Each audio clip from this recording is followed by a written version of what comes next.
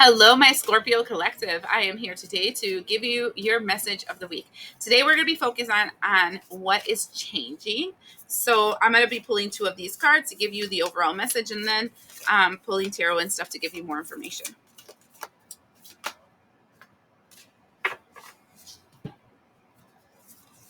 Oh, three things came out.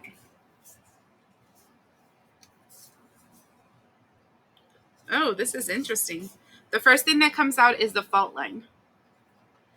And the fault line usually is turbulence. It's kind of the area where there's more chaos and more destruction. The second thing that is gnosis, and this is in your non-conscious energy. The gnosis is talking about things that have to do with awakening in the subconscious part of yourself. And then we have the king.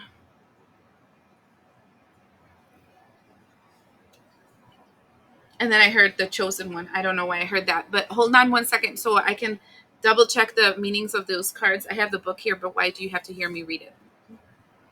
It always seems to surprise me because I haven't memorized all these cards. I mean, I don't use them that frequently to be like, oh, I know what this card means. But I do listen to my intuition regarding this, right? And the fault line is talking about the fact that there is a crack in your foundation. In other words, there is a belief system, there is a hard truth, there is a trauma, a doubt, a worry. It doesn't matter, but there's something that is cracked in your foundation. The problems with cracks in the foundation is leak through of energies that are not for your greatest good. I explain to people a lot that demon energy, spells, witchcraft, blah, blah, blah, negative influences, it doesn't matter what you call it. They sleep through the cracks of your foundations. You are easily influenced if you have a crack in your foundations. For example, when a person is a dictator, a person is what is that? A tyrant, and a person that is sick in their mind, that they're non-compassionate, that they're, I want to say, evil, right?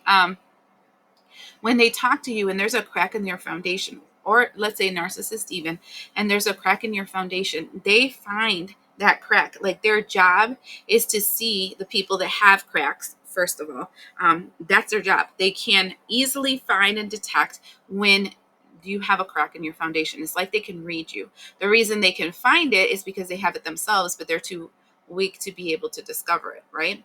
And so in this, it's kind of like you're being called or whatever through a crack in your foundation. It's like you're being called to do something that would not be rationally something that is you. You would be drawn to do something that normally would not be in your things that you would like to do, because of the fact that you're being hit where you have that, I want to say, the Achilles heel, the Achilles tendon, where you have your soft spot, where you have your hurt. Okay. It's being triggered by words, actions, fears, doubts, it doesn't matter. And that's the energy of the fault line. So we are seeing decisions that are being made based on that pain, that crack in your foundation. And then with the gnosis is going within yourself. And remember how I told you gnosis is kind of like the subconscious, is the mystical mind, right? And that's the one connected to divine source God energy. And it's saying that you're going like within yourself and realizing there's a crack in my foundation. And the only reason a person would do that is if they did something that is way beyond their I want to say their limitations, or their, like, I would never do that energy. You done past that line that says I would never do that, and then you're like, holy crap, why would I have done that? And so then this is talking about going within to discover why you did that. And what you're going to be discovering is the crack in your foundation. And in having the crack of your foundation, you become the king. And I love the energy of the king, because what it is taking control of your mind, body, soul, and spirit. There's this book called mind hacking. This guy that is into like software design or whatever made that book. And what he's talking about is that your mind is kind of like a computer program, and it's garbage in, garbage out, right? The Gego theory. I had a physics teacher they used to use all the time, because you would get the wrong answer, and he would look at your formulation and what you did, and he goes, "Oh, it's because of Gego," and you're like, "Who's Gego?" And he goes, "The garbage in, garbage out, Gego, right?" So I'm like, garbage in, garbage out theory. There was always one number that was wrong that gave the whole wrong result from it. Just one dot put in the wrong place, one something you didn't carry to the other dimensions or whatever, and caused a whole mess of issues. Sorry, all of a sudden my nose is itching like a crazy person, and that's usually something that's coming in that's hitting third eye energy for somebody.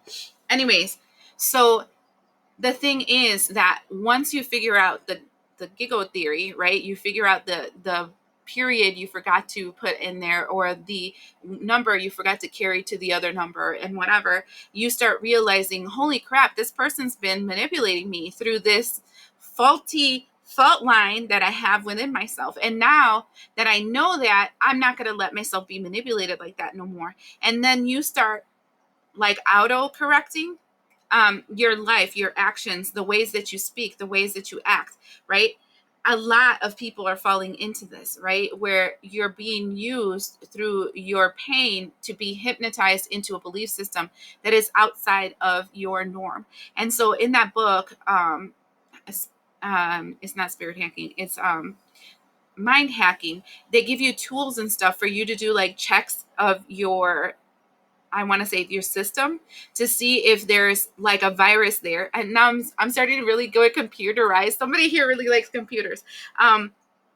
Like you're going through your hardwired system and figuring out where you forgot to put a 1 or an O, or you forgot to put a period, and so you can like fix it so that it can stop glitching, because this feels like a glitch in the matrix, like a glitch in your matrix, in your ideal way of thinking. Like, I would have never hurt a person like that, I would have never spoken to a person like that, I would have never stolen, I would have never done this. But what is wrong in your system that allowed that to happen? What one and one came together and gave a result that is not the one that you want. And so I'm feeling like what is happening is that, like, you're going through your lifeline and you're determining where the system went wrong. Okay, now I like to have people like aware of I want to say clues that would let them know that they're walking into this. Okay, so that's what you should look out for to know that this is actually happening. First, the Eight of Swords. This is literally the storm coming at you. I like this Eight of Swords because it's normally the Eight of Swords is a person with their hands bound but not really bound, and their eyes bound, not really bound, and swords all around them. Yeah, that's mentally blocked. But this feels external. Do you see how the storm is actually a big skull? You can see the eye and whatever, and it's coming towards them, and people have their hands up like they're going to fight a storm. You're in the middle of a storm, and the storm is external, it's not internal. So this Scorpio feels like, to me, like, I want to say the weather that we've been having lately, the political systems that we've been having lately, all this. Look at how my candle just went crazy. Yes, this is exactly right. It's like all this crazy that's happening all around you, not within you, but all around you. It's one of the things that tell you you're in this discovery period. The secondly is the King of Wands. And the King of Wands, it's kind of making you, it's pointing at the problem. Okay? So in this storm, you're starting to see where the storm is coming from, and you can pinpoint where the storm is coming from. Okay? Then we have the Queen of Swords. And the Queen of Swords is like you're waking up. You're starting to get smart. You're no longer allowing your emotions to influence you, because the fault line usually triggers an emotion. You're turning off your emotions. Look at how my phone agreed with me. You're turning off your emotions, and you're starting to think, holy crap, like, I'm being paid a fool here. Like, I'm being used here. And then in the long run, I'm the bad guy. Everybody sees me like the bad guy when it was me listening to a pain that I had inside of myself, you know?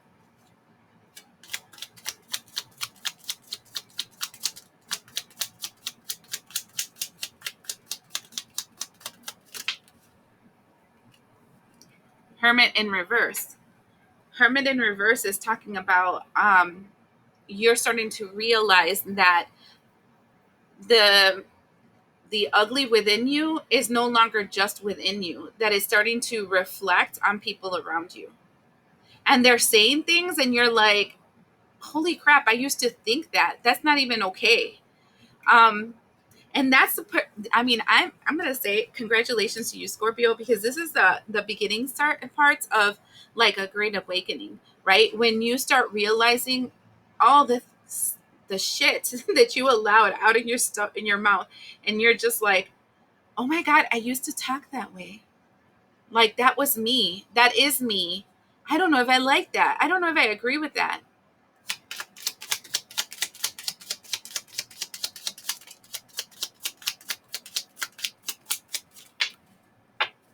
I just wanted 6 and I got 7, but whatever.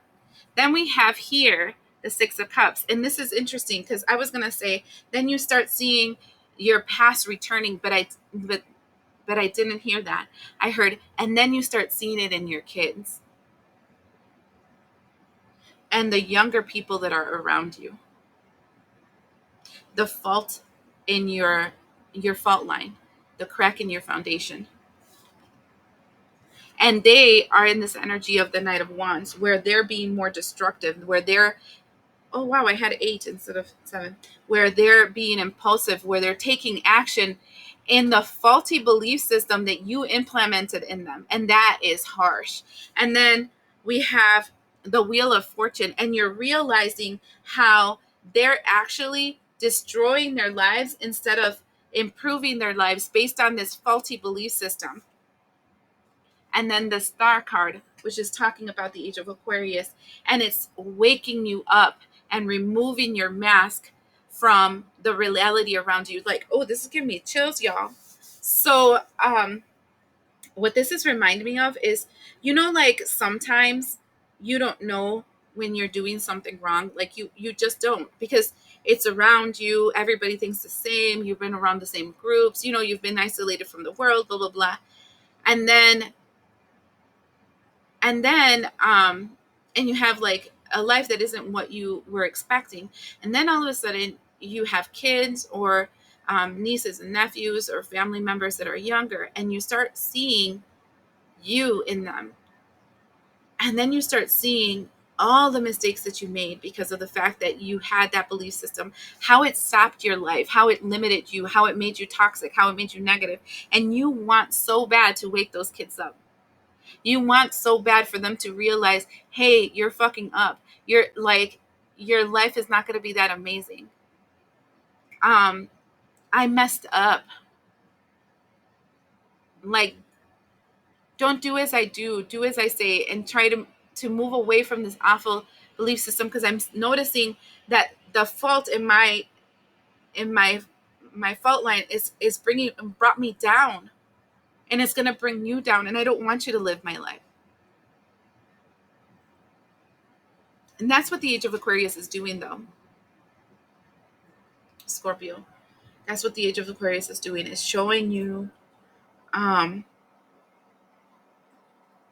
and that goes back to that energy that I told you in the beginning of the year. If you guys have been seeing me, if not, look at the astrology that I've been doing. And I said this year 2025 is a year of accountability, responsibility, and accountability, realizing our fault in this narrative that we're living in. I'm no longer going to turn the finger to the person outside of me. I'm going to realize that it's me. I'm the problem. It's me. And that's what this feels like. So somebody's, that you're entering this where you're going to be the ruler of your world once you start realizing this and no longer this. Let's pull these out.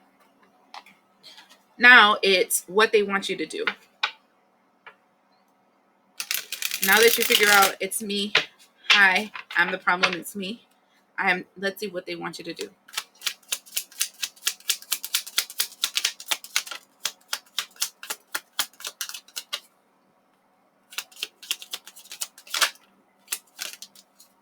First thing they want you to do is to connect Three of Coins to people that can help you change the way that you act, the way that you behave, and give you tools and resources that can help you work past this pain. So this can be AA. This can be groups that help with, this can be spiritual groups. This can be religion. This can be counseling. This can be some form of therapy, physical, spiritual, emotional. You guys, you would have to find the niche for you, okay? And do the work. Eight of Coins. They want you to start working. They want you to start working on fixing the fault line. And the only way to fix the fault line is to get together with a person live, not in person. This is not online. I'm so anti all these people that get healing services and everything online. You are not being exposed to that person's energy. And honestly, according to, I want to say, the majority of old school counselors and also old school psychiatrists and old school gurus, it's not just the words, it's also the aura you emit, the energy you emit that shifts the energy of the person that's around you. If you're just doing it online, it's not helping. So I need to tell that for sure for somebody. If you're just doing it online, it is not helping. You will stay in the same patterns. Next thing, Two of Coins, control your emotions. So in the period of you healing, you will have ups and downs. You will be angry, you will be upset, you will be you will feel depression, you will feel all kinds of stuff. Your emotions are going to be up and down all over the place. It does not mean you stop. It means it's working, because you're stirring the shit so it can come out. Just think of a detox, right? When you're taking those detox teas, or that tea and detox drinks, when you first start drinking it, you're like, this is not doing anything. Then you start getting a rumbling and you're tumbling and you're just like, holy crap. And you feel like your whole existence is coming out of the toilet. I know that's kind of funny, but whatever. And you're thinking, oh my God, I'm going to die if I keep drinking this. But you keep drinking it because you know that's helping you in something. And then eventually your body adapts to this energy. The Two of Coins for me is the part of the toilet, right? You think you're dying. Okay. Then you're going to get into this, the energy of the Seven of Cups, which is the confusion and unclarity, which is perfect.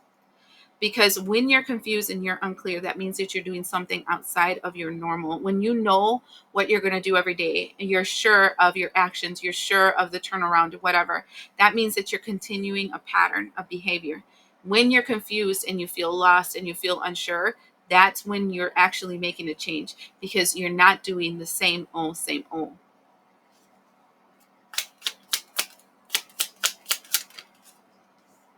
Nine of Wands. Then you're going to start creating healthy boundaries. You're going to start cutting things out of your life and blocking it from your existence. You're going to start changing the connections that you had, and you are going to be tested 1,000%, because these people that you've been connecting to up to now, that is feeding this fault line, right? Just as much as they feed your fault line, you feed theirs. The reality is real as long as we're all together in this reality.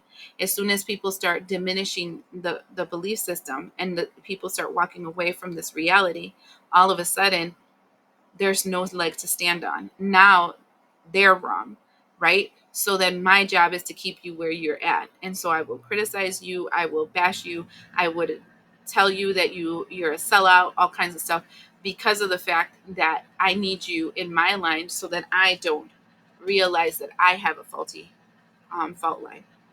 Okay, so that will be a test of faith, because and this is when you know if you planted your seed on fertile ground, or if you planted it on stone that had a big fruit, but there's no roots, and the first one that comes separates it, or that it just went away and you never did anything with it.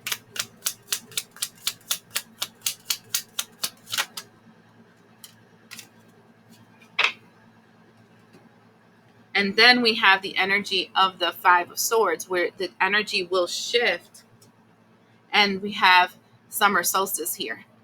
which feels like around the summer if you're doing the work. It's important to stipulate that, because for me to say this is what's going to happen and then it doesn't happen, it usually doesn't happen because you're sitting and waiting until it does happen without doing anything. Everything requires an action. Just like they say, knock so the door shall be open, seek so you shall find, and ask so you shall receive. None of them say sit in your sofa and watch Netflix and binge until it comes to you. That's not how this works. This is a walking process. This is a growth process, and this is a process of you doing the work. Nobody will do it for you. That's why we have the Eight of Coins, where you're going to have to do the work. You're going to have to seek the people so you can find them. You're going to have to listen, and you're going to actually have to do the actions to make it happen for you. Now, there's always a collective of people that refuse to change because they're right, and that's just the way things are. And so for those people, I decided I'm going to pull out 3 cards that are just going to tell me a little bit about how they're going to end up if they continue in their same path.